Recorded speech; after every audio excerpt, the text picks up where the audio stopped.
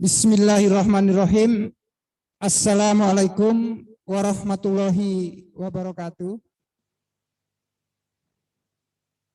Adik-adik mahasiswa IKIP PGRI Kalimantan Timur dari program studi pendidikan ekonomi, pendidikan olahraga, dan pendidikan otomotif yang Bapak banggakan.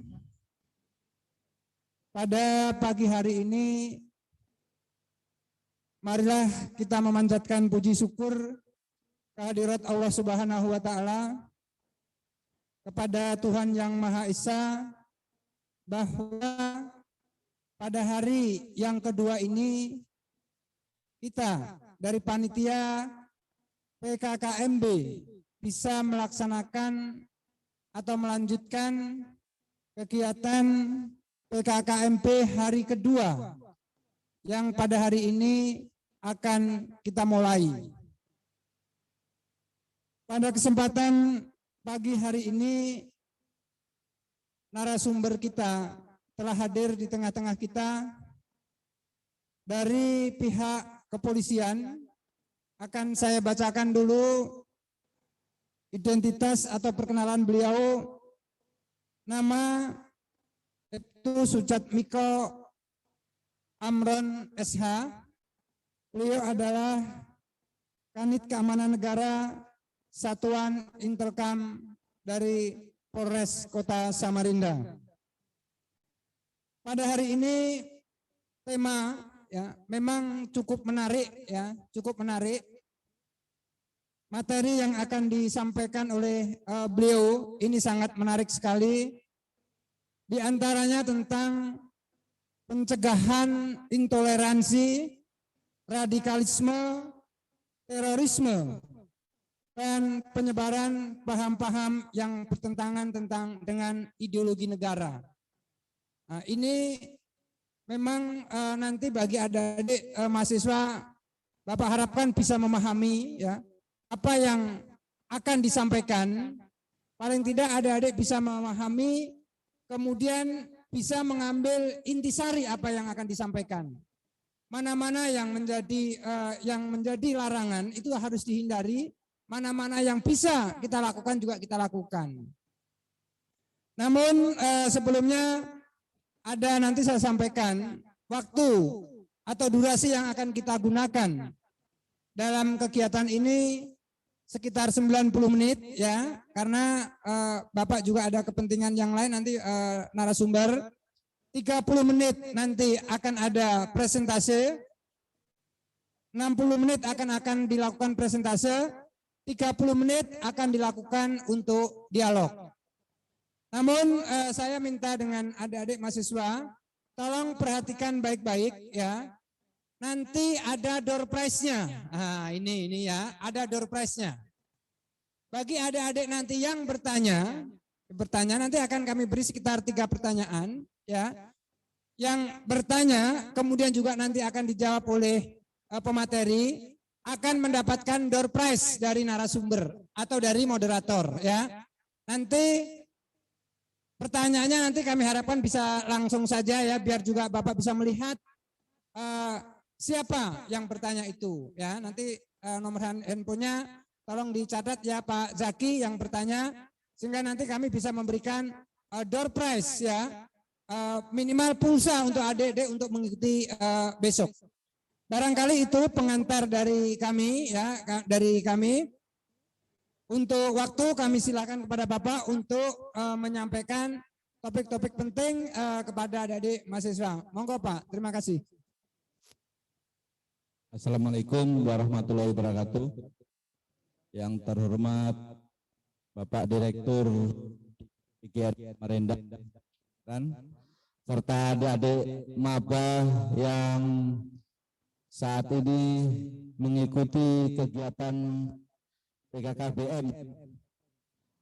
Salam kompak, salam NKRI. Baik, sebelum kita menginjak ke materi, mungkin saya akan perkenalkan diri dulu. Saya Sujatmiko Amron SH, pangkat itu saya selaku Kanit Kamnek atau Keamanan Negara di Satuan Intelijen Keamanan di Polresta Samarinda.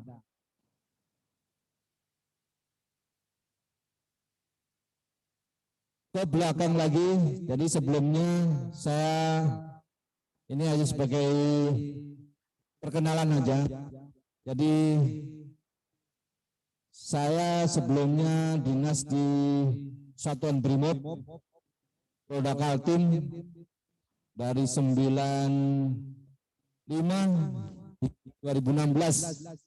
Setelah itu saya mengajukan mutasi untuk ke Polresta Samarinda.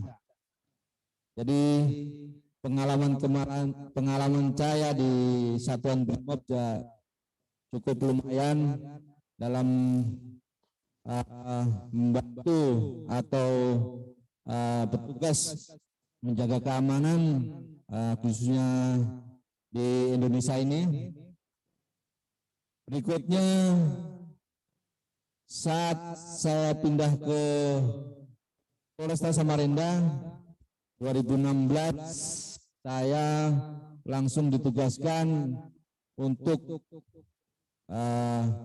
menduduki jabatan Kanit Keamanan Negara dan khususnya untuk melakukan deteksi atau monitoring terhadap kelompok-kelompok radikal yang ada di Samarinda.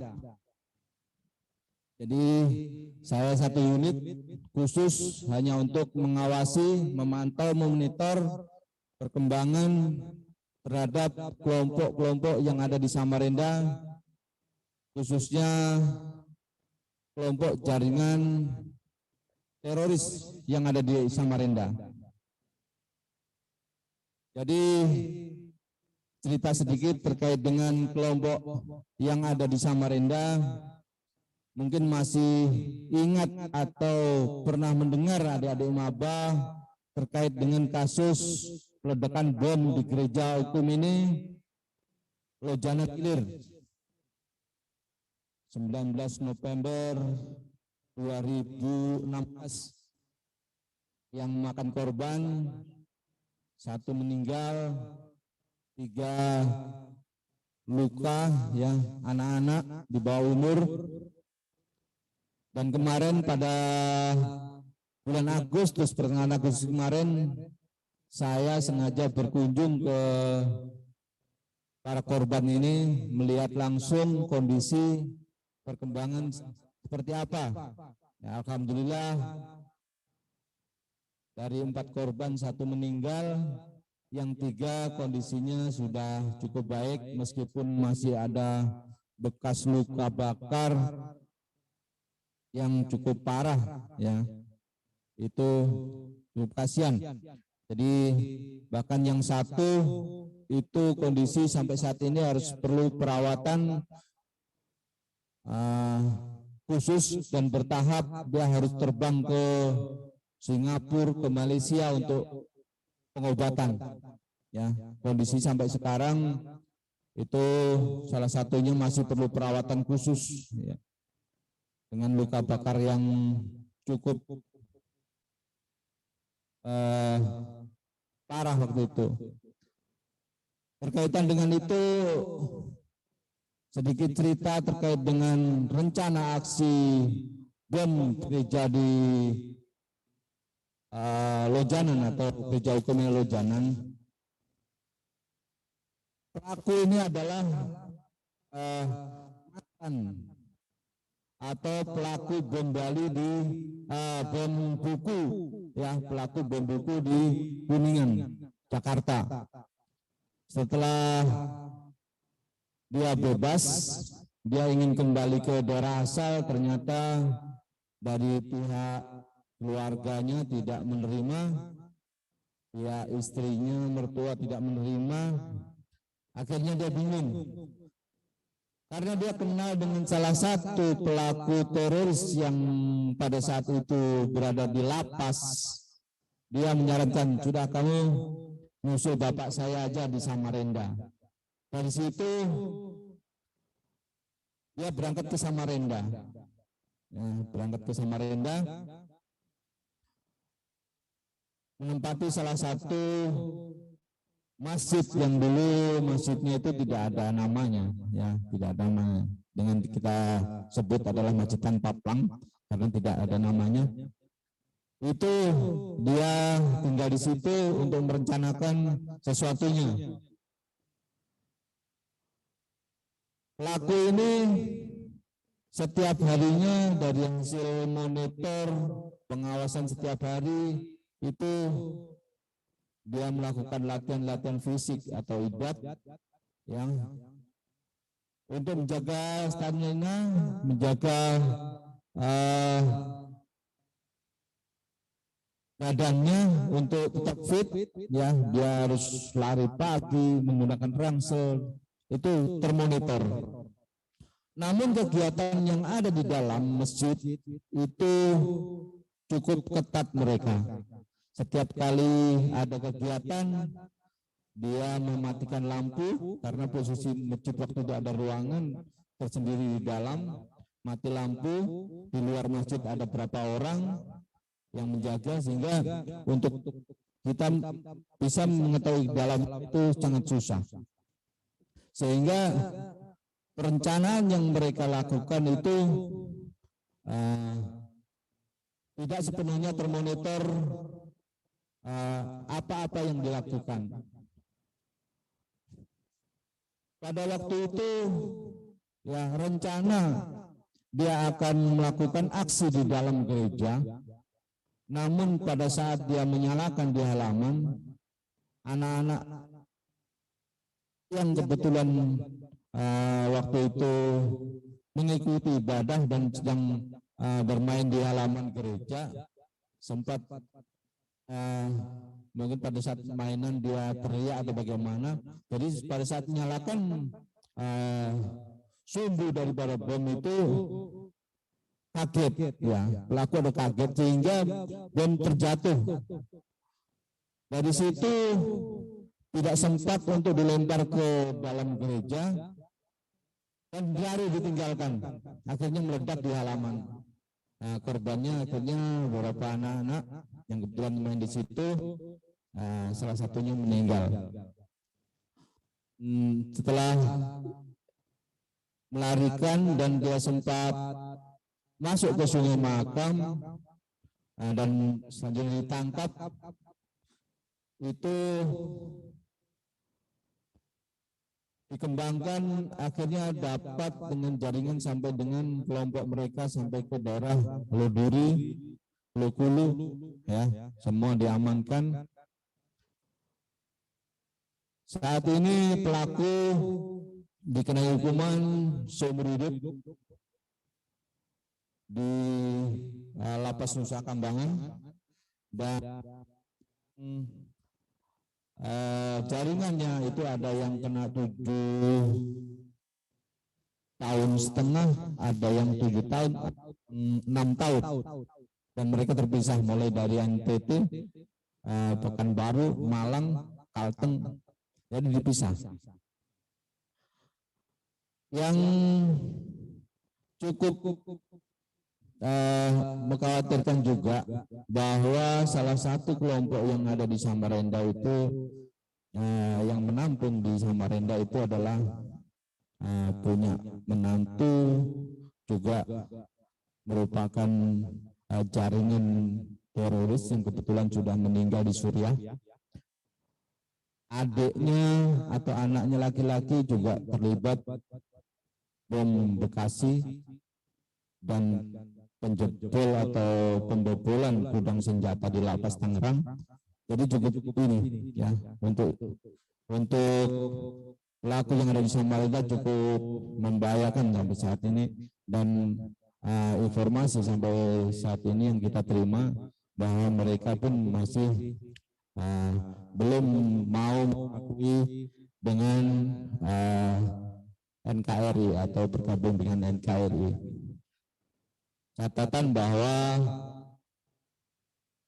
teroris ini yang melakukan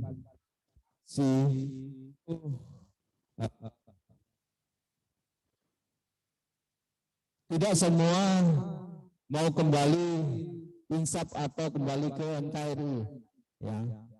Bahkan ada juga sih ya yang lain mau bergabung kembali, dia mengucapkan ikrar janji setia kembali ke NKRI,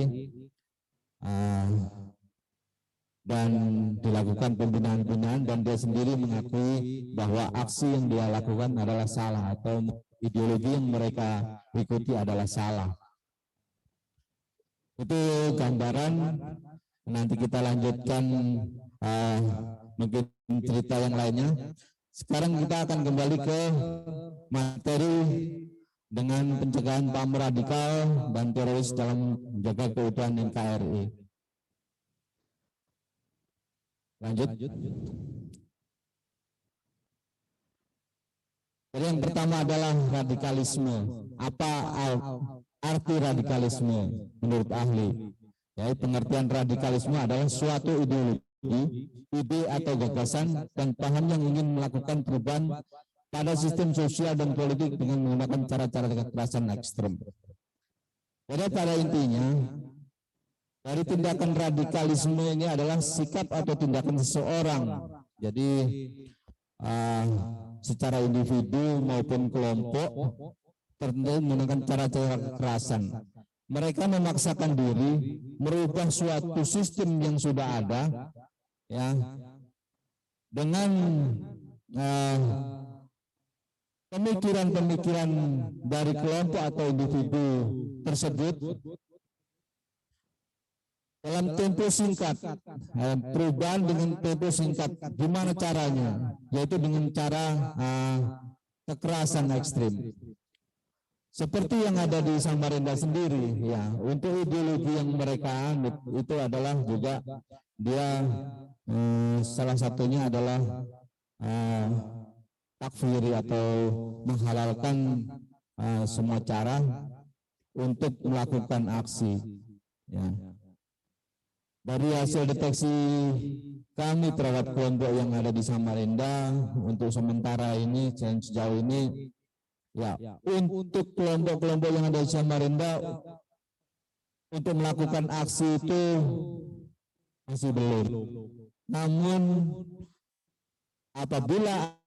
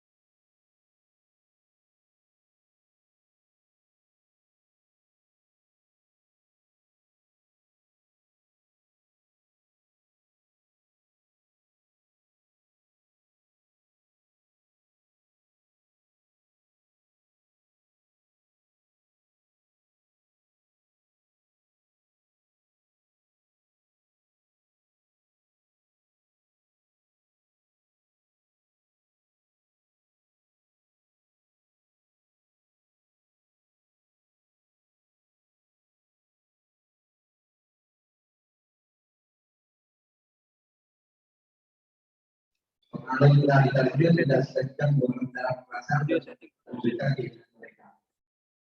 Jadi sejauh ini yang kita amati bahwa untuk ideologi mereka itu benar-benar tidak bisa terpengaruh oleh apapun kecuali kayaknya mereka ikuti. Bahwa nah, suatu saat mereka itu sholat Jumat, ya, sholat Jumat itu pada saat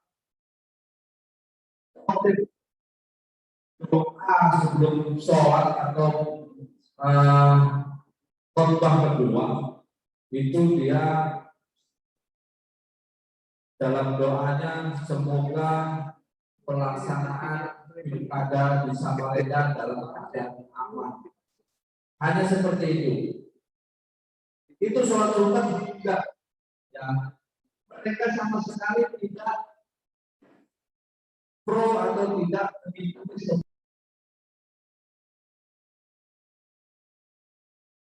bisa ini. Pemilu itu juga salah satunya menurut dia itu tidak sesuai dengan ideologi yang ada atau ajaran-ajaran yang mereka yakini. Ya. Jadi saat sholat Jumat dia tinggal konsep mau itu atau dua.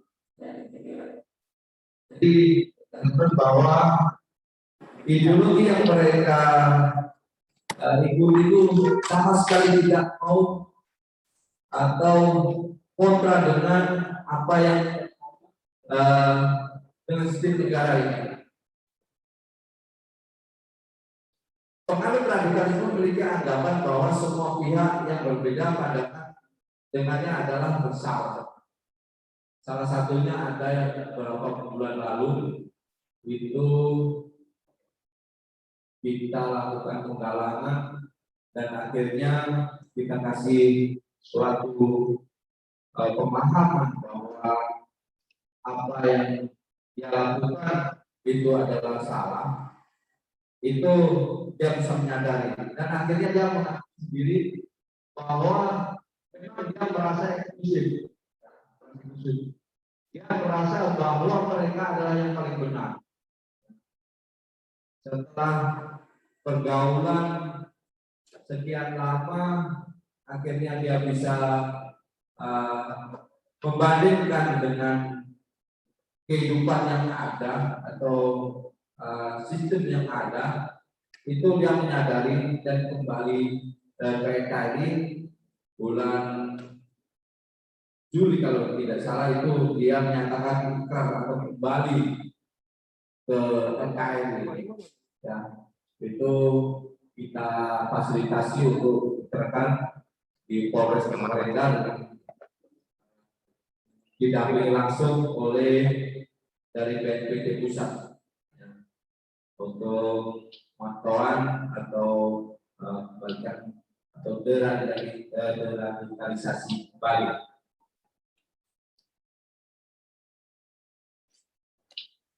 Ciri yang pertama atau faktor penyebab radikalisme itu adalah faktor pemikiran.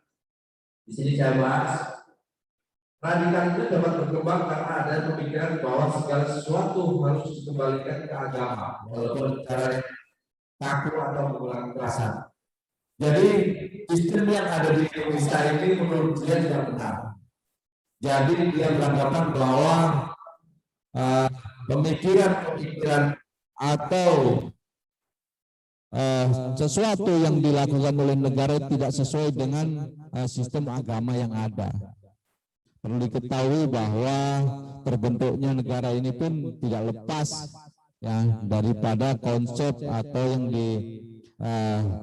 disusun dirancang oleh tokoh-tokoh agama ya.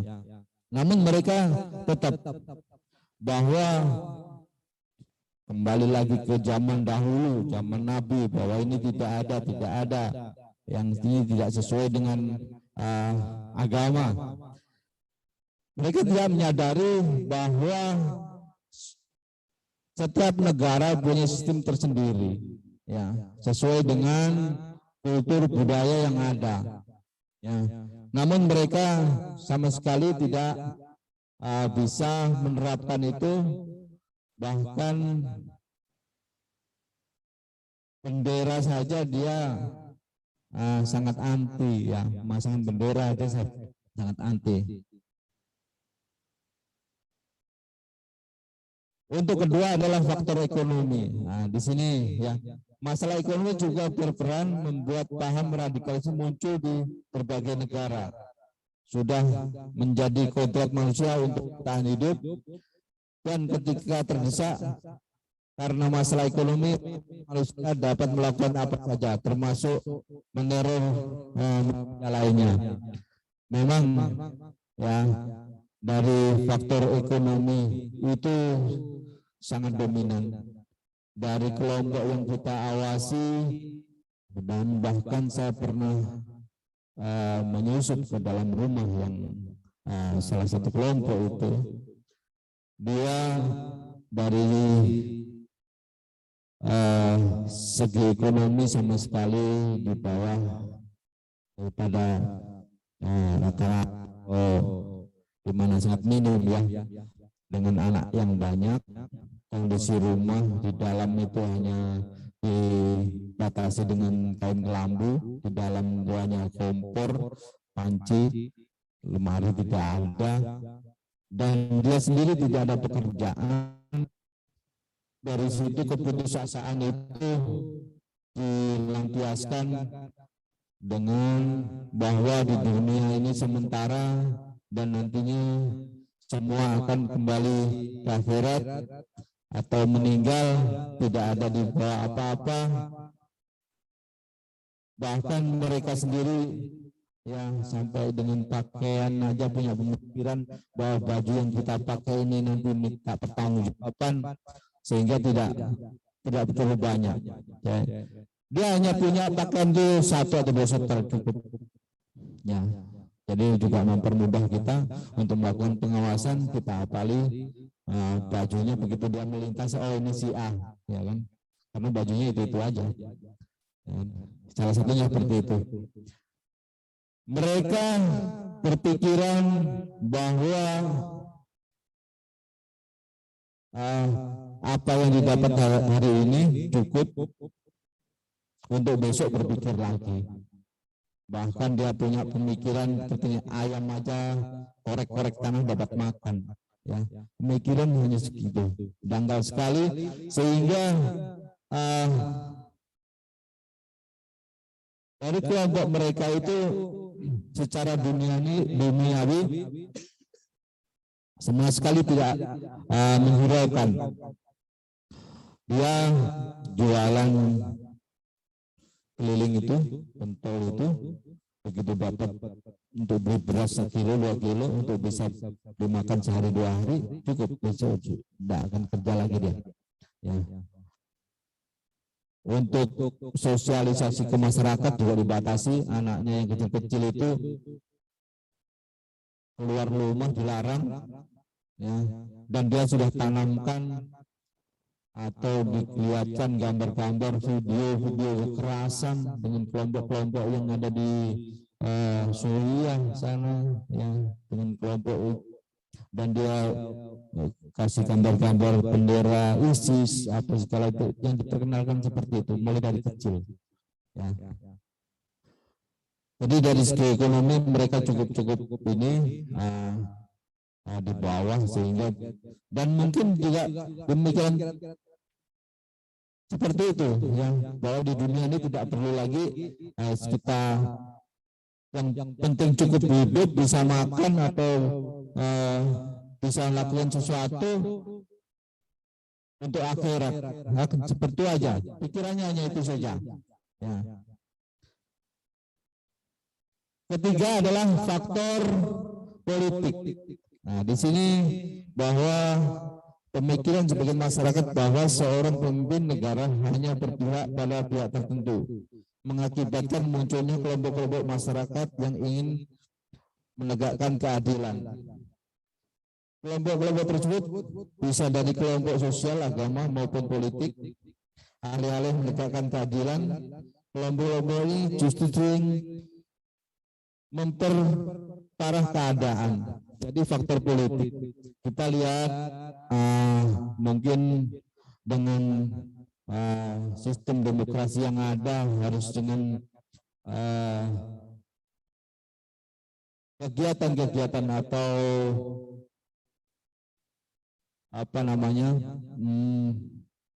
proses dalam suatu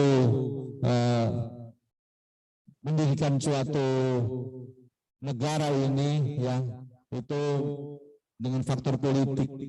Namun menurut mereka bahwa sistem yang ada ini tidak sesuai. Saya sampaikan tadi sejak awal dari depan tadi bahwa apa yang di negara ini tidak sesuai dengan kajian-kajian atau semacam ajaran agama, tidak sesuai dengan ajaran Nabi atau ajaran-ajaran pendahulu. Menurut dia itu adalah dengan upaya melawan daripada sistem itu, dia melakukan upaya-upaya aksi, ya, upaya-upaya aksi. Salah satunya melakukan kekerasan dengan pengebom atau mungkin hal-hal lain yang sifatnya itu membuat kacau atau ketakutan terhadap seluruh masyarakat dan upaya-upaya lain sehingga bisa menjadi pembenaran menurut mereka. Faktor keempat adalah sosial.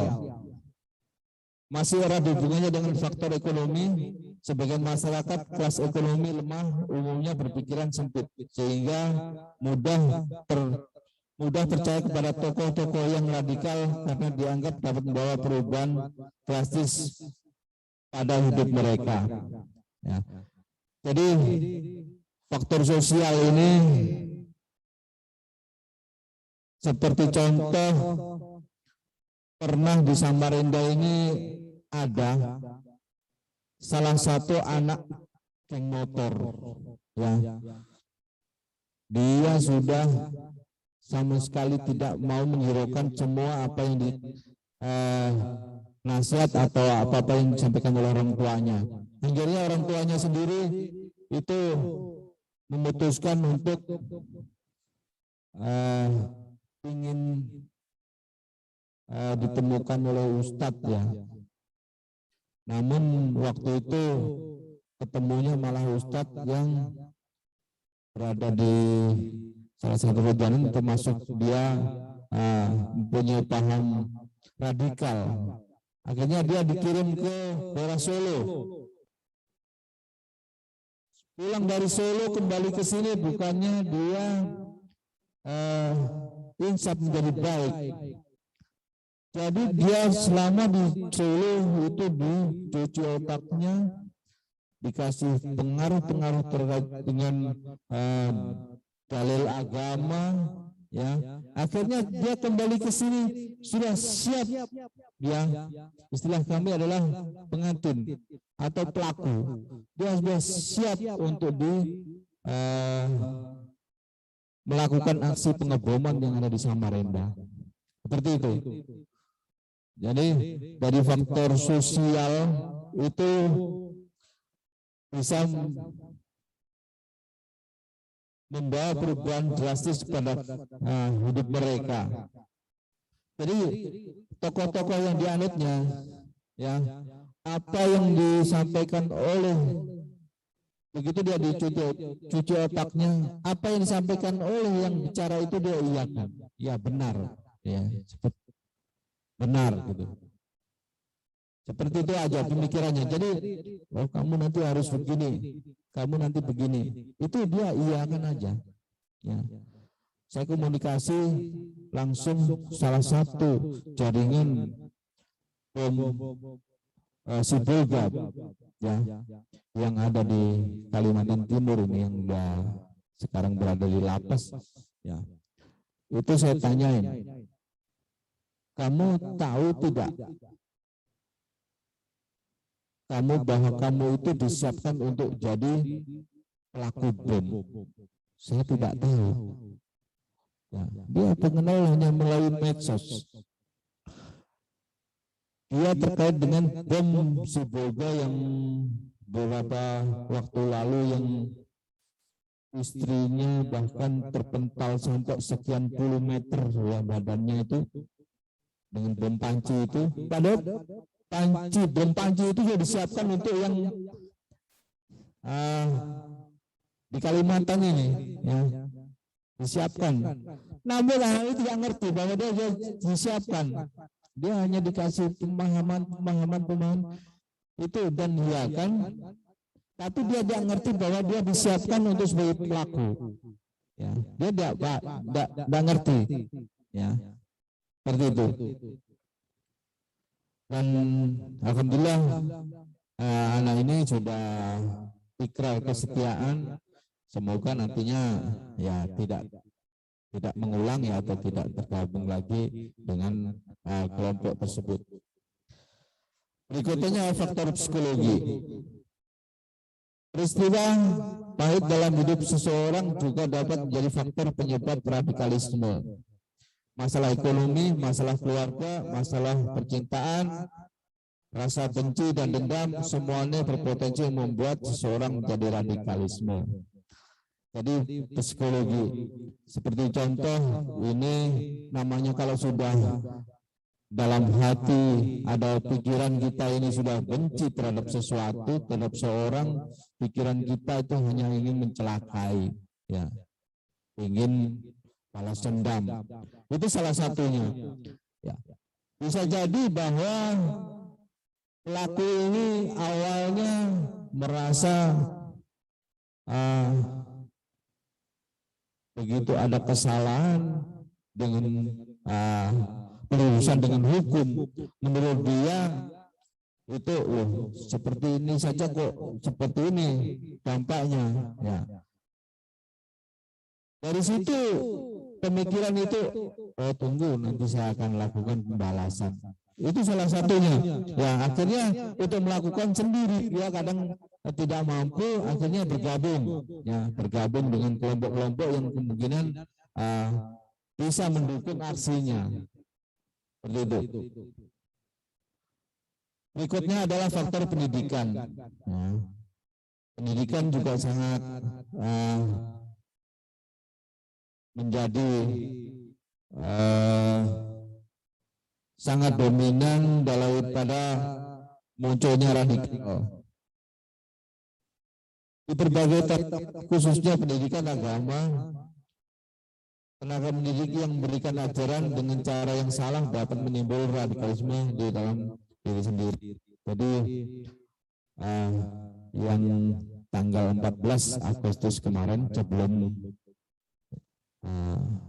hari kemerdekaan di Balikpapan telah diamankan 3 orang. Itu salah satunya itu memiliki tempat pengajian atau tahfidz Quran. Itu hanya mendidik terkait dengan ajaran-ajaran khilafah, ya, tidak disertai dengan sistem atau semacam apa yang menjadi di negara kita ini. Jadi dia mengenalkan atau tidak mengenalkan ini Pancasila kah atau apa yang terkait dengan di Indonesia itu tidak diajarkan, sehingga dia sama sekali tidak mengerti apa-apa terkait dengan khususnya Indonesia ini, ya. Dia hanya mengajarkan terkait dengan akhirat, ya, gimana caranya untuk nantinya itu ke surga, itu aja. Hanya itu aja pemikirannya, ya. Itu salah satu daripada yang diamankan di Balikpapan. Itu juga suami istri, ya, suami istri. Saya pernah datang ke tempat itu, ya, tempat itu yang di Balikpapan. Jadi saya waktu itu seperti ini, saya melakukan cover, ya, sebagai sopir taksi, ya, bawa penumpang salah satu dari kelompok mereka untuk mengantar ke tempat itu. Hingga saya tahu, ya, posisinya, tempatnya, dan di situ memang hanya dihuni oleh beberapa orang, itu khusus dari kelompok-kelompok mereka saja yang bisa mondok di situ. Jadi tidak terima lagi orang luar, ya. Jadi hanya kelompok atau orang-orang tertentu aja yang dia tahu bahwa sepemahaman untuk sekolah di situ. Ya, akhirnya kemarin diamankan karena juga cukup berada juga, ya, termasuk juga informasi yang kita dapat dia sebagai donatur juga, ada pengiriman dana ke daerah Suriah sana gabung dengan ISIS, ya, seperti itu. Jadi pendidikan ini adik-adik maba juga perlu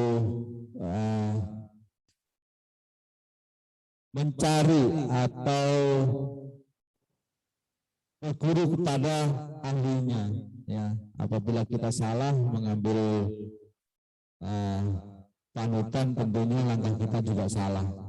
Seperti tadi anak Ranmor tadi, begitu dia bergabung atau berguru dengan ustadz yang salah, akhirnya justru bukan baik, ya, malah dia mau jadi pelaku bom dia. Seperti itu. Sebenarnya radikalisme ini juga ada kelebihan dan kekurangannya, ya. Salah satu kelebihannya adalah penganut radikalisme punya tujuan yang jelas dan sangat yakin dengan tujuannya. Jadi mereka itu sudah memikirkan bahwa saya harus punya tujuan ini, saya akan lakukan aksi ini. Gimana caranya dia akan lakukan itu. Jadi tujuannya itu dia pasti, ya, seperti itu. Penganut radikalisme memiliki sekian dan sangat semangat juang yang sangat besar dalam mewujudkan tujuannya. Dia semangatnya besar, ya. Dia untuk melakukan itu, saya harus, salah satunya yang Daci kemarin yang pelaku di Lojalan itu, dia setelah sholat subuh sudah lari, ya, menggunakan ransel, ya, dia belajar berenang dengan tujuan dia sudah, apabila nanti saya sudah melakukan aksi, saya harus larinya ke sini. Dia sudah planning seperti itu. Dia akan ke sungai berenang, ya, menyeberang, menyelamatkan, tidak ada yang berani mengejar di sungai. Nah, jadi tujuannya sudah pasti, dia planningnya sudah pasti, ya.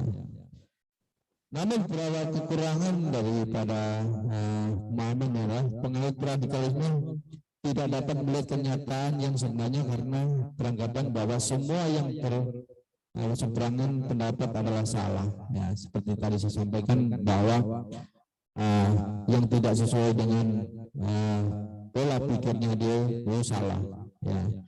Halal hukumnya untuk dimatikan, katanya, yang seperti itu. Umumnya memakai cara kekerasan dengan cara negatif lainnya dalam upaya mewujudkan tujuannya, dia apapun caranya, ya.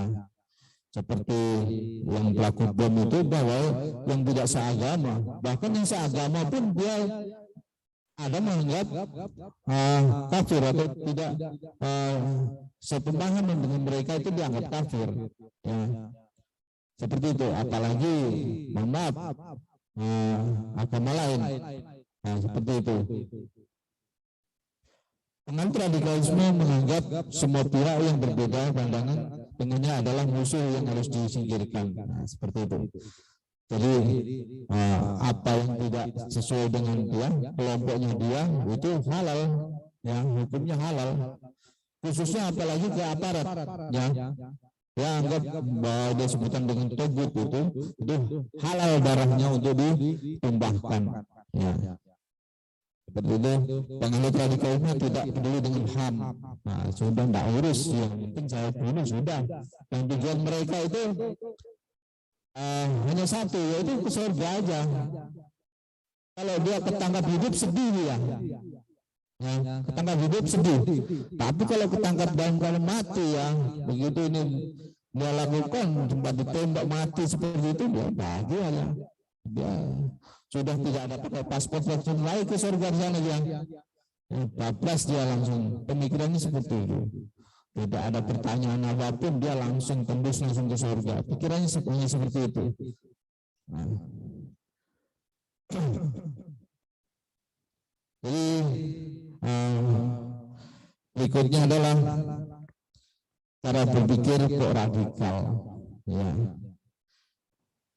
menganggap demokrasi dan pemilu sebagai perwujudan dari kafiran.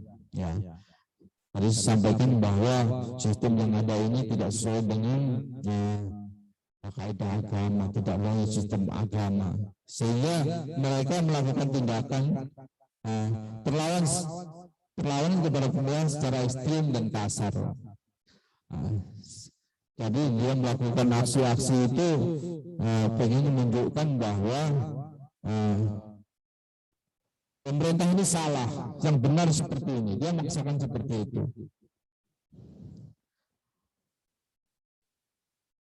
Melakukan penyerangan terhadap aset pemerintah dan asing. Ya. Jadi untuk melakukannya itu tidak perlu ke orangnya langsung. Dia benci dengan Amerika, tidak perlu dia harus ke Amerika. Di sini tentunya ada asetnya. Ya. Dia tidak sependapat dengan pemerintah. Dia akan melakukan aksi dengan apa fasilitas pemerintah yang ada di sini. Ya. Dengan harapan dia bisa mencari perhatian. Ya. Jadikan perhatian bahwa saya ada, ya, saya akan melawan semua apa sistem yang ada ini, ya, seperti itu. Seperti Amerika, dia tidak suka di sini, ya dibomlah hotelnya, ya, di Marriott, ya. Di situ saya tidak bisa datang ke Amerika sana, ke Australia, ya kan, saya bom yang ada di Bali, ya, seperti itu. Untuk di Sumatera sendiri ada kaitannya dengan bom Bali 1, namun dia tidak terlibat langsung, hanya fasilitasi. Begitu datang pelaku bom Bali 1, Limprong datang ke Samarinda, dia berkunjung ketemu di Samarinda, ya, diangkat juga semua karena dia fasilitasi. Ya. Kebetulan saya sudah kenal semua, ya. Pelaku yang ada di situ saya kenal semua, dan semua saya anggap baik, ya, sangat baik. Dia sudah kembali, tidak punya pemikiran itu, dan dia selalu mendukung apa kebijakan pemerintah. Seperti itu. Tujuan juga melakukan jihad, ya, teror, FAE, perampok, ya, seperti itu. Dulu untuk melakukan pendanaan, dia melakukan perampokan, ya, CNMP di Medan kalau tidak salah, itu perampokan ke toko-toko emas, itu ini mendanain. Namun sekarang beda, ya, lahan diamankan mulai dari Semarang sampai ke Medan, Maluku, itu menggunakan cara yang lebih elegan lagi, ya, dengan memanfaatkan pemikiran bahwa kita sedekah ini mendapat amal, ya, dan menggunakan kaleng-kaleng sumbangan yang dititipkan di warung-warung di situ, ya. Mungkin bisa dari mabak lihat sendiri, kalau pas ke warung pasti ada kaleng-kaleng itu. Ya, namun tidak semua juga kaleng-kaleng itu dimanfaatkan oleh kelompok mereka. Memang ada juga yang benar, ya, dari hasil kita penyelidikan juga ada yang benar memang untuk membiayai suatu pondok pesantren atau yayasan, ya. Namun tidak luput juga bahwa ada kelompok untuk memanfaatkan itu dengan menyebar sekian puluh ribu kaleng yang diambil per 2 minggu atau 1 bulan. Sekarang kalau kita pikir kita sebar 10.000 kaleng seluruh wilayah, itu dalam 2 minggu dalam kaleng itu isinya 10.000, 20.000, ya kan, seperti itu dikalikan sekian puluh ribu, jadi sudah berapa? Seperti itu. Jadi tidak ada menggunakan cara perampokan atau ini, dia lebih sekarang memanfaatkan psikologi masyarakat dengan bahwa menyumbang sedikit pun jadi pahala, yang memanfaatkan peluang itu. Sasarannya adalah yang dianggap musuh pada togut, ya. Sementara ini juga khususnya aparat keamanan itu anggapan mereka itu adalah togut yang halal darahnya atau halal untuk dimatikan, ya, karena khususnya yang aparat keamanannya yang gencar yang melawan daripada aksi-aksi teror yang ada. Mindset radikal, ya. Pemikiran seperti inilah yang telah dijadikan sebagai ideologi dan pola pikir yang mempengaruhi seorang sehingga berani melakukan aksi kekerasan. Ya. Jadi dia dikasih pemahaman sehingga dia melakukan keberanian, ya, untuk melakukan pembunuhan, perampokan, ya, terhadap pemerintah, instansi pemerintah, asing, ya, tempat ibadah. Jadi mereka sendiri itu juga yang tidak sepaham dengan dia, meskipun sama-sama agamanya Islam, mereka tidak sepaham, dia adalah kafir. Contoh, ya, dia meledakkan bom bunuh diri di dalam masjid, ya, itu lagi sholat dan meledak, kan sama-sama lagi Islam, namun tidak sepaham dengan pemikiran mereka, itu juga salah mereka, ya, seperti itu, dianggap salah. Mereka sangat yakin bahwa apa yang dilakukan itu akan masuk surga, ya, seperti tadi saya sampaikan, dia hanya surga, pikirannya surga, ya, kalau ditangkap hidup dia sedih, dia, yang harus ditahan sekian tahun, 5 tahun, 10 tahun, ya, seperti itu. Namun kalau dia begitu meledak, ya, mati, atau mungkin waktu penangkapan dia melawan ditembak hingga mati, dia bersyukur, dia kelompoknya menganggap bahwa dia itu juga mati syahid, ya, langsung dia, ini teman saya ini langsung masuk surga itu, ya. Namun sejauh ini belum ada kabar itu dari surga yang mana-mana itu, ya. Kita lanjutkan yang dari pandangan radikal sekarang ke teror, ya, aksi teror. Apa sih teror itu? Teror adalah suatu kondisi takut yang nyata, ya, perasaan luar biasa akan bahaya yang mungkin terjadi. Keadaan ini sering diterkait dengan kebingungan dan atas tindakan yang harus dilakukan selanjutnya. Jadi teror ini beda dengan ancaman, ya. Kalau ancaman itu masih belum dilakukan, ya, awas kamu, ya, macam-macam, itu hanya aman.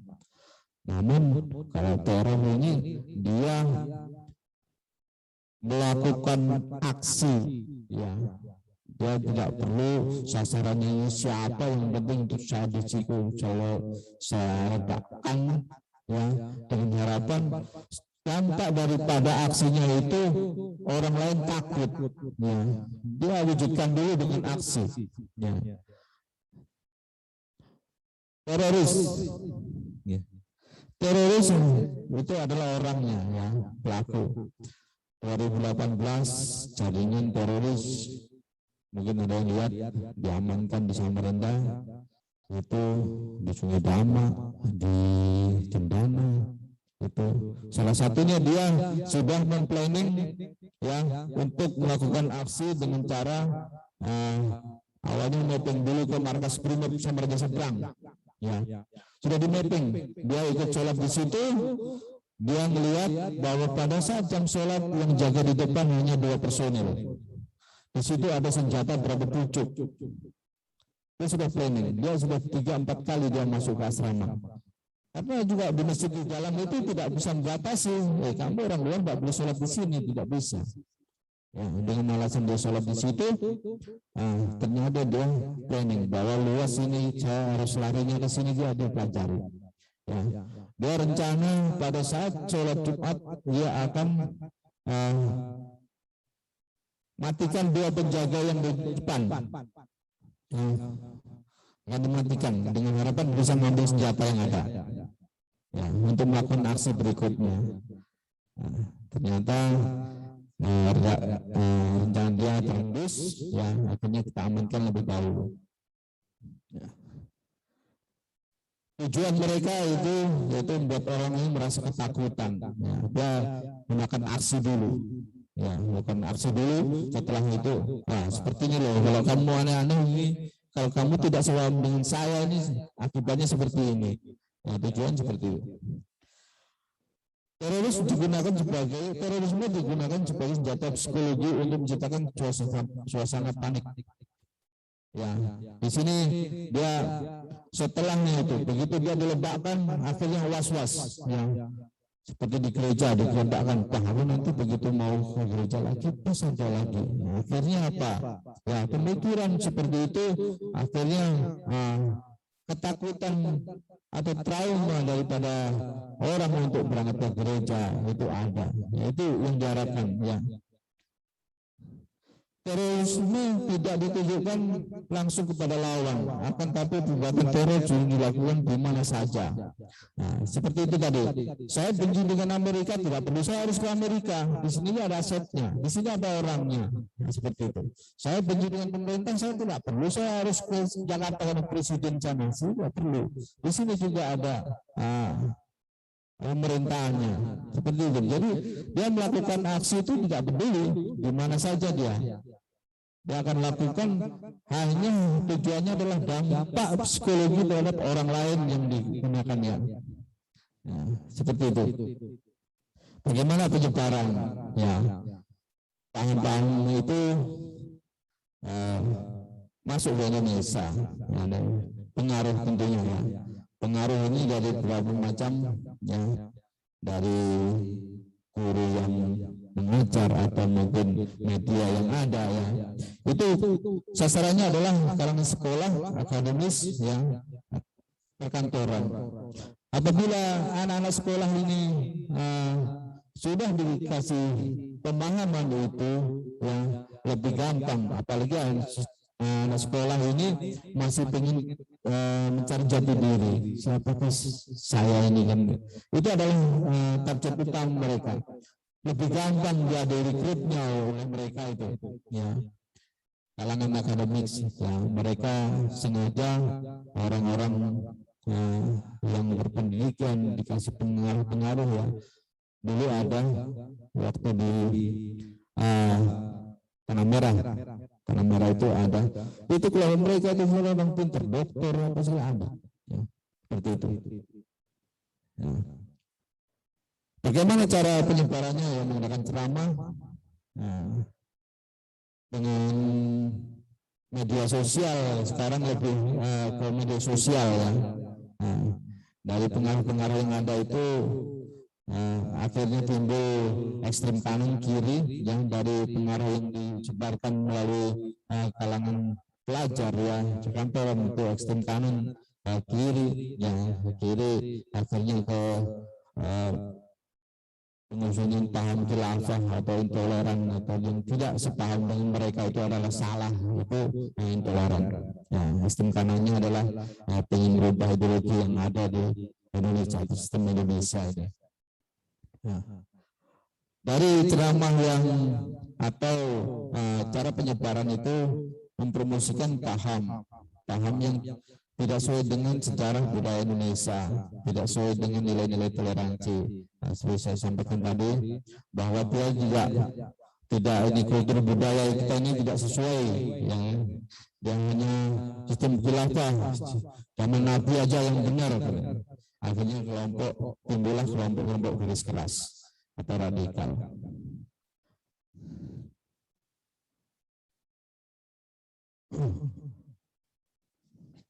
Bagaimana strategi ya, untuk menangkal itu ya, tanamkan ideologi ya, perkuat Pancasila.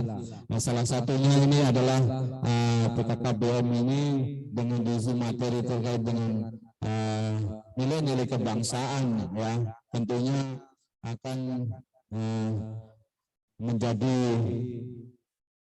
semacam pemikiran yang lebih efektif ya, sehingga rekan-rekan maba nantinya tidak bisa atau tidak terpapar daripada pemahaman-pemahaman yang radikal. Kajian khusus radikalisme biasanya dari BNPT itu ada program radikalisasi ya, mungkin dari ceramah-ceramah agama dari kelompok tertentu yang menyampaikan kajian-kajian terkait dengan sistem pemerintahan ini yang sesuai dengan kultur budaya kita. Dari segi politik ada ketegasan sikap pemerintah dalam menghadapi tindakan kekerasan anarkis, terutama yang berlatar belakang radikalisme agama isu secara dengan cara kehadiran negara secara cepat dan tepat dalam konflik SARA.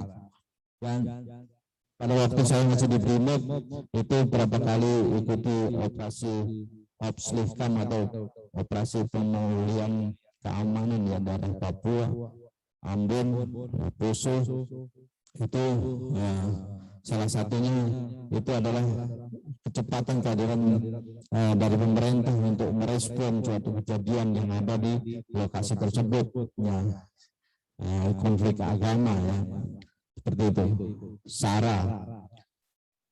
Untuk itu khususnya pihak keamanan ya, TNI Polri harus didukung agar berani menerapkan kewenangan bertindak berdasarkan pertimbangan sendiri atau sistem ajas diskresi.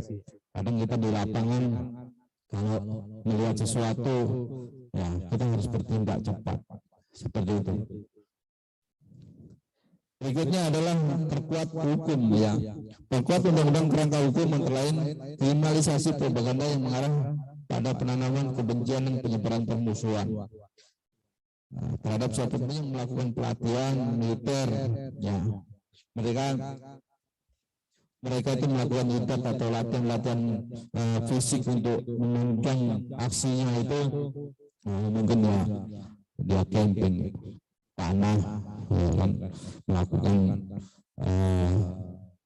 latihan fisik apa skala seperti itu. Bahkan dulu pernah ada pelatihan militer di Aceh dari kelompok mereka dan dia bergabung ke ISIS di Suriah sana untuk berperang di sana. Ya. Seperti itu adalah salah satu upaya-upaya mereka untuk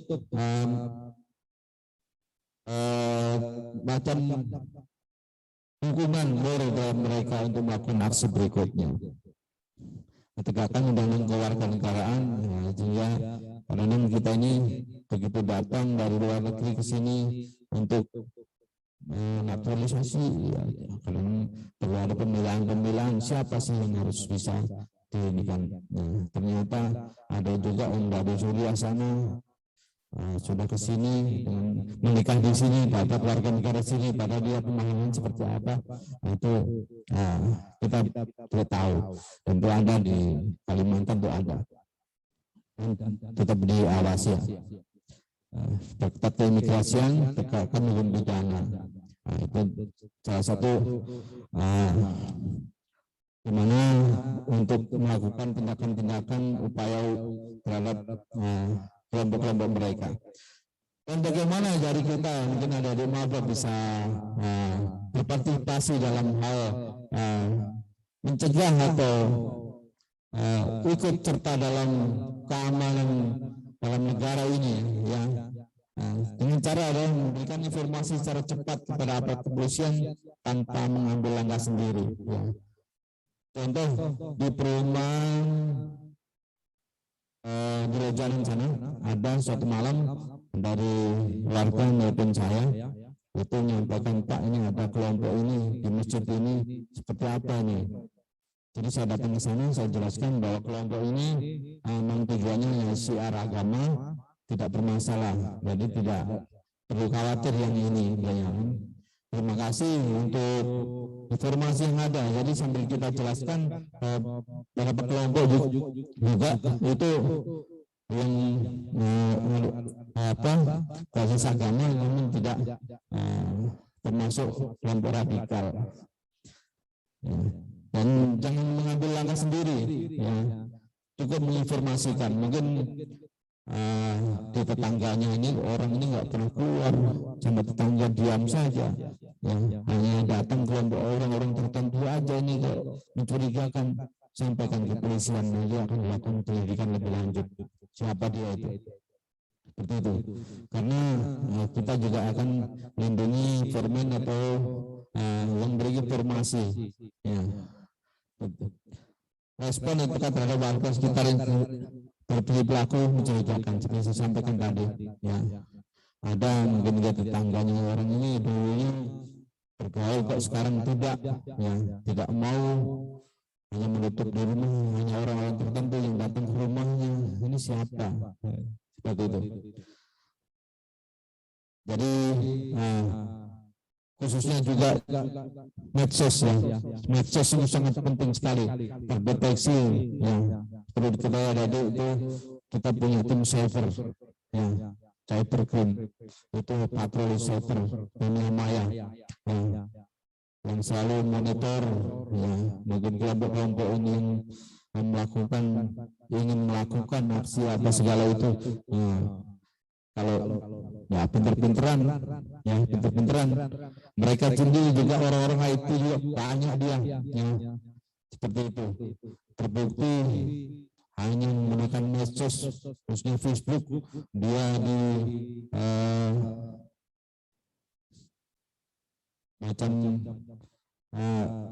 disumpah di situ yang melakukan aksi, dia ikut, ya, begitu. Medsos cukup kuat pengaruhnya, ya. Satu berita benar terekspos satu kali, ya, 10 berita bohong yang diekspos 10 kali, orang akan berpikir bahwa berita bohong itulah yang benar, ya. Untuk itu dalam mengatur pergaulan penggunaan medsos, ya, anak keluarga, ya, tolong adik-adik cukup selektif dalam penggunaan medsos, ya. Jangan terpengaruh dengan berita-berita, begitu dapat share lewat WA langsung dikirim lagi tanpa mengecek kebenarannya, ya. Mereka kelompok-kelompok tertentu memanfaatkan itu dengan keinginan memperkeruh suasana. Mungkin itu yang saya sampaikan. Sekian, terima kasih. Setelah ini saya minta 3 pertanyaan kepada adik-adik maba. Saya sampaikan tadi oleh Pak Ojek tadi bahwa akan ada bonus, ya, akan ada bonus. Mungkin itu adik-adik, terima kasih. Selamat untuk mengikuti kegiatan PKKBM ini. Salam NKRI, ya. Semoga Indonesia tetap maju ke depan lebih baik. Terima kasih. Wassalamualaikum warahmatullahi wabarakatuh. Waalaikumsalam warahmatullahi wabarakatuh. Terima kasih Bapak Ibtu Sujatmiko yang telah memaparkan materi dengan jelas, ya, tentang pencegahan intoleransi, radikalisme, terorisme, dan paham-paham yang bertentangan dengan ideologi negara.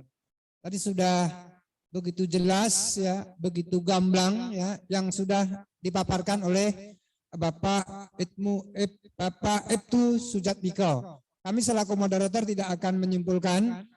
Namun ini tadi Pak, dari paparan Bapak banyak sekali sebenarnya pertanyaan-pertanyaan melalui WA, ya. Namun sudah diseleksi oleh tim seksi acara, ya. mereka-mereka yang nantinya mengajukan pertanyaan kemudian yang pada hari ini akan kami bacakan, itulah yang akan mendapatkan door prize dari moderator. Nanti saya kasih ini. Oh, iya. Oke, akan kami bacakan siapa-siapa mahasiswa yang beruntung, ya, yang beruntung pada hari ini. Satu dari program studi pendidikan ekonomi atas nama Revaldi, ya Revaldi. Pertanyaannya begini Pak, apa saja peran mahasiswa dalam pencegahan ajaran radikalisme dan intoleransi di Indonesia dan bagaimana upaya pemerintah mengatasi hal tersebut? Nah, itu yang pertama. Kemudian nanti ada mahasiswa yang beruntung dari jurusan pendidikan kepelatihan olahraga, ya, atas nama Dewa Agung Nugroho, ya, ini dari pendidikan kepelatihan olahraga. Pertanyaannya adalah apa faktor pemicu timbulnya kelompok-kelompok radikal, ya, di Lojanan Ilir kemarin Pak, ya, itu kelompok pemicu dan bagaimana mengantisipasi gerakan-gerakan kelompok tersebut, ya. Kemarin Bapak tadi sudah cerita di Lojanan Ilir itu kan ada peristiwa radikalisme, kemudian bagaimana nanti cara mengatasinya. Kemudian mahasiswa yang beruntung dari kelompok pendidikan teknik otomotif, ya, itu atas nama Muhammad Septiawan. Nah, ini juga beruntung nanti akan mendapatkan pulsa, ya, dari moderator, bisa bahan untuk besok, ya, untuk besok. Pertanyaannya, dari mana oknum-oknum radikal dan bahaya bom itu didapatkan dan bagaimana bisa masuk ke Indonesia? Nah, itu Pak, ya, karena tadi radikalisme itu kan sangat membahayakan. Kok bom-bom itu bisa masuk ke Indonesia? Bagaimana sih aparat ini bisa menjaganya? Kan begitu Pak. Barangkali ada 3 penanya Pak yang disampaikan. Waktu tinggal 28 menit, ya, paling tidak nanti bisa sampai 5-10 menit bisa dijelaskan. Monggo Pak, silakan Pak. Baik, terima kasih. Ya, saya akan menjawab pertanyaan pertama oleh Adik Revaldi, yaitu apa saja peran mahasiswa dalam mencegah radikalisme dan peran pemerintah. Ya. Tadi sudah saya sampaikan bahwa salah satunya adalah pertama berguru kepada guru yang tepat. Itu salah satunya. Peran selanjutnya adalah membantu mensosialisasikan kepada temannya, keluarganya, masyarakat yang ada di situ bahwa radikalisme itu tidak sesuai dengan ideologi atau sistem pemerintahan yang ada di Indonesia. Itu peran mahasiswa adalah membantu mensosialisasikan, ya, memberikan pemahaman kepada teman-temannya, kepada tetangga, adik, saudaranya, ya, sehingga bahwa apa yang dilakukan oleh mereka itu salah, ya, tidak sesuai dengan kultur budaya, tidak sesuai dengan agama, kaidah yang ada, ya. Membunuh orang itu tidak ada yang dibenarkan oleh agama manapun. Nah, pemahaman seperti itu bisa disampaikan oleh adik-adik maba. Jadi perannya seperti itu. Ya. Kedua adalah membantu pihak keamanan, ya, melakukan deteksi yang ada. Saya sampaikan tadi, misalkan ada melihat orang ini kok aneh, ya, ada mencurigakan, segera sampaikan tanpa mengambil tindakan sendiri, ya, segera sampaikan. Ya, kita jamin bahwa informan tidak akan terbongkar. Ya, informasi yang terima kita tampung tidak pernah kita sampaikan bahwa ini sumber dari si A, si B. Ya, kita ucapkan terima kasih berapa masyarakat yang sudah ada menyampaikan. Nah, selanjutnya kita lakukan penyelidikan sehingga tercipta suatu kondisi yang aman. Seperti itu. Jadi dari pemerintah sendiri, ya, perannya adalah melakukan upaya-upaya penggalangan deradikalisasi atau pemulihan kembali terhadap orang-orang yang punya pemikiran radikal, yang kita rekrut kembali, kita ikrarkan, kasih pemahaman, ya. Salah satunya contoh dari kelompok Lojanan ada yang kita ikrarkan kembali yang bergabung dengan kami, ya. Akhirnya dia bisa kembali hidup normal, ya, bermasyarakat yang sebelumnya dia sangat tertutup, tetangganya sendiri, bahkan orang tuanya sendiri itu dianggap kafir, ya. Ya, karena dia sepaham. Bapaknya sendiri, ya, saya ketemu bapaknya, dia nyampaikan kalau saya tidak lihat cucunya itu, anak itu sudah saya bunuh juga itu, sebagai bapaknya, dan saya yang sudah besarkan ini saya dikafir-kafirkan seperti itu. Ya, alhamdulillah dia sudah kembali. Mungkin dari Mas Trilfado ya sudah terjawab, ya.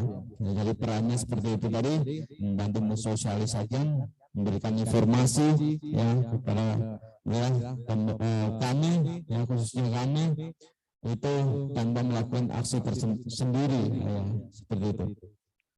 Pertanyaan dua dari Mahadewa Agung Nugrahaya.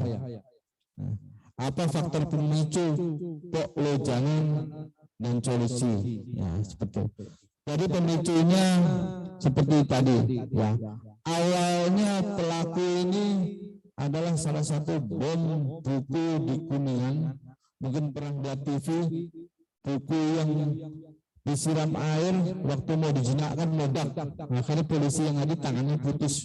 Nah, itu adalah dari kelompok mereka. Setelah dia dapat hukuman kurang lebih 4 tahun kalau tidak salah itu, dia pulang ke kampung, ya, ke daerah Bima, namun istrinya, keluarganya tidak mau. Akhirnya direkomendasikan oleh teman yang dia kenal di lapas untuk ke Samarinda bergabung sini. Jadi faktor pemicunya salah satunya itu tadi faktor keluarga, ya, dengan keputusasaan, akhirnya sudah apa namanya ini merasa putus asa dia, nah seperti itu. Akhirnya dia serah, dia ikut, udah aku ngapain nih, saya gabung aja lah ini kelompok ini lagi, ya kan, seperti itu. Jadi dengan bergabungnya kembali, dia dapat fasilitas di sini, disiapkan dengan bahan-bahan yang ada apa segala, akhirnya dia melakukan aksi itu, ya. Jadi faktor pemicunya itu saya sampaikan beberapa faktor tadi, yaitu dari keluarga, bahkan percintaan, ya, ada dendam tersendiri apa segala itu sangat dominan untuk melakukan atau bisa memicu tergabungnya pada kelompok radikal ini. Bagaimana solusinya? Ya, kalau kita sudah jadi seperti itu, kita kembalikan ke diri kita. Apa yang kita lakukan kemarin itu benar atau salah? Kalau kita cepat introspeksi diri kita menyadari antara benar dan salah tanpa memvonis sesuatu lainnya, itu tentunya kita akan lebih baik. Mungkin itu. Untuk yang ketiga, Muhammad Setiawan. Dari mana katanya radikal dan bagaimana masuk itu apa namanya bom itu ke Indonesia, ya. Pemahaman radikal itu datangnya, ya, dari kelompok-kelompok tertentu yang menginginkan suatu perubahan sistem yang sudah ada, yang dianggap tidak benar. Saya sampaikan tadi sebelumnya, akhirnya dia ingin merubah itu dengan cara-cara tersendiri. Seperti itu. Jadi kalau dilihat dari mana asalnya, ya, itu dari pemikiran pribadi, ya. Mungkin dilihat lagi dari negara lain mungkin ya, mungkin di Suriah sana. Dia tidak kuat dengan negaranya, akhirnya melakukan pemberontakan seperti itu dengan dalih agama. Nah, orang yang di sini, wah itu kita seagama, ya, sekaidah, kok diperlakukan seperti itu. Nah, untuk Indonesia akhirnya juga melakukan sebagai bentuk protesnya, ya seperti itu. Kenapa teman-teman saya yang seagama dengan saya kok diperlakukan seperti ini? Dia melakukan protesnya di sini, ya seperti itu. Jadi kalau lihat dari asalnya ya pemikiran pribadi yang tergabung jadi suatu kelompok ya untuk melakukan aksi itu. Dan bagaimana dengan bahan-bahan itu masuk Indonesia? Perlu ada diketahui bahwa bahan itu yang bagi mereka cukup mudah sekali, ya cukup mudah sekali. Ya. Kita masuk ke pasar Segiri sudah semua ada bahannya. Ya, perlu diketahui. Ya, bahannya ada, dari bumbu dapur semua ada, bisa ngedak. Ya. Saya pada waktu pelatihan di Brimob dulu, ya, itu pelatih saya itu bagikan gula donat itu dibagikan, ya. Silakan dicicipi sambil saya jelaskan, ya kan? Jadi kita nyicipi itu, dikasih sendok-sendok itu ke tangan kita itu, kita cicipi sambil dengarkan. Tidak lama terjadi ledakan. Nah, itu salah satu bahan yang kita gunakan untuk ledakan itu adalah kalian makan. Nah, seperti itu. Jadi cukup kalau mengetahui komposisi yang ada, bahan-bahan yang ada, itu tidak perlu susah untuk melakukannya. Ya. Seperti itu. Kalau dilihat dari rangkaian-rangkaian yang ada, ya, itu yang sudah meledak itu tidak susah didapat, hanya perlu komposisi yang tepat. Ya, dan ini berapa beratnya, seperti itu akhirnya terjadi. Kalau salah komposisi juga tidak bisa, ya, seperti itu. Mulai dari sabun mandi bisa, seperti itu. Hanya prosesnya seperti apa, ya. Kita pelajari semua itu dari hasil pengakuan yang sudah ada, ya. Seperti itu, jadi tidak repot. Tapi kelas yang lebih tinggi lagi, misalkan dengan organisasi yang lebih tinggi, ya tentunya bahan-bahan yang digunakan juga lebih, ya. Dia bisa membeli bahan bom yang aslinya, ya TNT yang aslinya dengan ledakan yang lebih dahsyat lagi, itu bisa mereka punya jaringan khusus, ya, dengan jalur gelap mungkin, ya, seperti itu. Intinya juga dari kelompok tertentu yang mencari keuntungan. Saya jual senjata ke kelompok ini, saya dapat untung, seperti itu. Kalau untuk masih kelas tertentu, dia memanfaatkan yang ada, dia lebih pintar. Saya sampaikan, ya, dia pintar, ya. Bahkan dia ada yang dokter, ya, seperti itu. Ada yang punya pendidikan tinggi, itu mengerti dia. Ya, dengan kimia yang ada, dengan rangkaian seperti ini terjadi ledakan, ya kan, seperti itu. Kita beli di apotek tertentu bisa, ya. Jadi nggak repot kalau mereka, hanya masalah komposisi dan ideologi aja. Nah, saya harapkan ada nggak perlu belajar itu, ya. Nanti malah ditangkap nanti. Seperti itu. Jadi sekali lagi saya pesan kepada adik-adik, ya, bantu khususnya aparat keamanan ini untuk membantu sosialisasi tentang bahaya radikalisme, terorisme, ya, kepada teman, ya. dengan cara bergurulah kepada guru yang tepat, ya. Menyampaikan hal-hal yang benar tanpa hoax, bermedia sosial dengan bijak, ya. Tidak asal jempolnya main, tidak cek kebenarannya, ya, seperti itu. Mungkin itu dari 3 pertanyaan kami jawab. Apabila nanti ada pertanyaan lebih lanjut, mungkin bisa disampaikan kepada pendamping atau pembina, nanti akan dilanjutkan ke saya, nanti akan saya jawab lebih lanjut, ya. Dan sekali lagi waktu yang ada sebenarnya 2 jam karena ada sesuatu lagi yang jadwal lain, ada kegiatan lain yang harus saya ikuti, sehingga tidak harus 2 jam. Tadi sudah koordinasi dengan pihak panitia dan dia bakat.